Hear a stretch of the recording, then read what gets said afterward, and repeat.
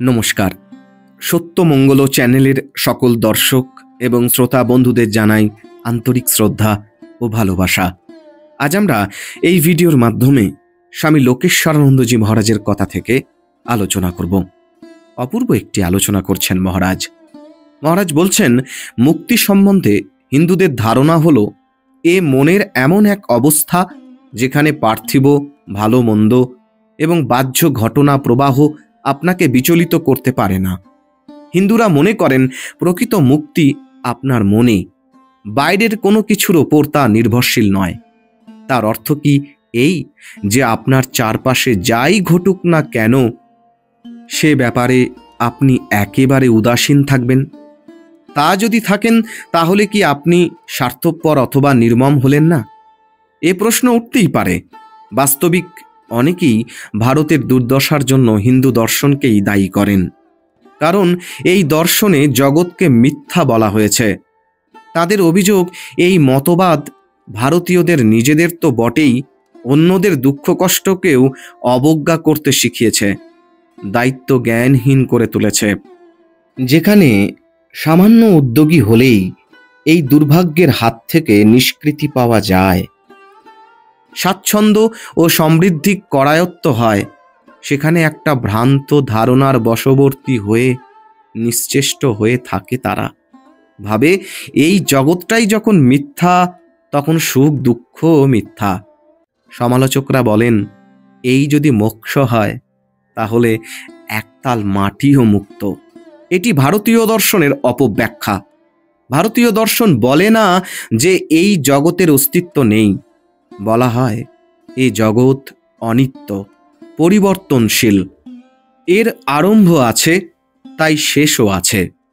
কেবল এই অর্থেই জগৎ মিথ্যা।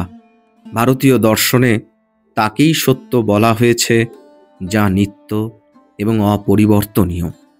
ভারতীয় দর্শন যে মুক্তির কথা বলে তা বাইরের কোনো বস্তুর উপর নির্ভর করে না।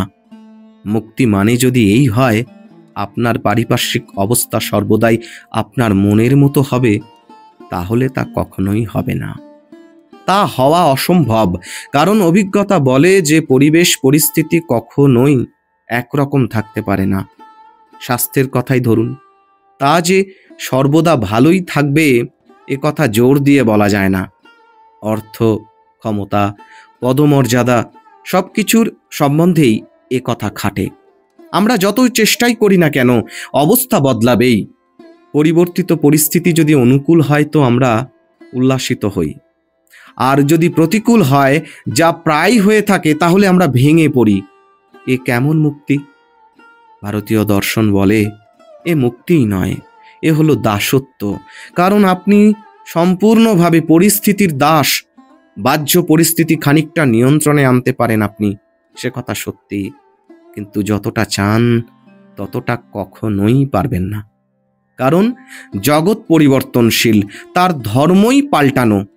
আবার সবকিছু একইভাবে থাকলে হয়তো জীবনটাও একঘেয়ে হয়ে যেত। ধরুন কোনো বন্ধু আপনার সঙ্গে বিশ্বাসঘাতকতা করলো। আপনি তাকে বরাবর বিশ্বাস করে এসেছেন, কিন্তু হঠাৎ একদিন দেখলেন সে আপনার বিপক্ষে চলে গেছে।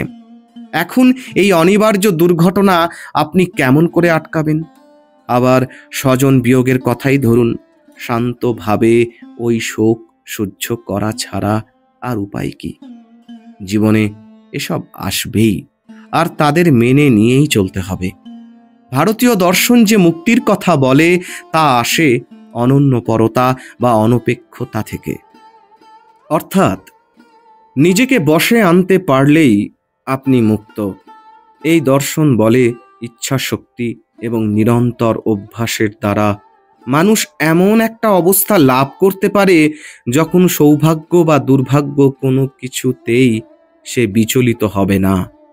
এই লক্ষ্যে পৌঁছানোর জন্য আমাদের এমন একটা দৃষ্টিভঙ্গি গড়ে তোলা দরকার যাতে ভালোর সঙ্গে মন্দটাকেও আমরা শান্ত চিত্তে সমভাবে গ্রহণ করতে পারি।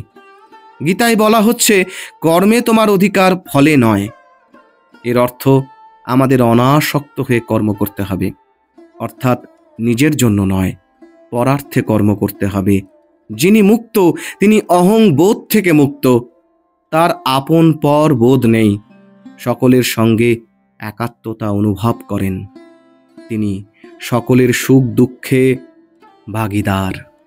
সকলের জন্য তিনি গভীরভাবে ভাবেন, কারণ তিনি সকলের মধ্যে নিজেকে দেখেন এবং নিজের মধ্যে সকলকে দেখেন।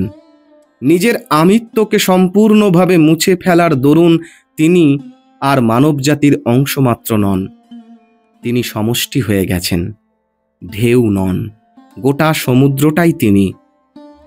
ঢেউয়ের অবিরত ওঠা পড়া সত্ত্বেও সমুদ্র যেমন সমুদ্রই থাকে, ঠিক সেই রকম মুক্ত পুরুষও কুটস্থ। বাইরের জগতের কোনো কিছুই তাকে বিচলিত করতে পারে না। এমনটাই অপূর্ব ব্যাখ্যা করেছেন স্বামী লোকেশ্বরানন্দজি মহারাজ। আজকের আলোচনা এইটুকুই।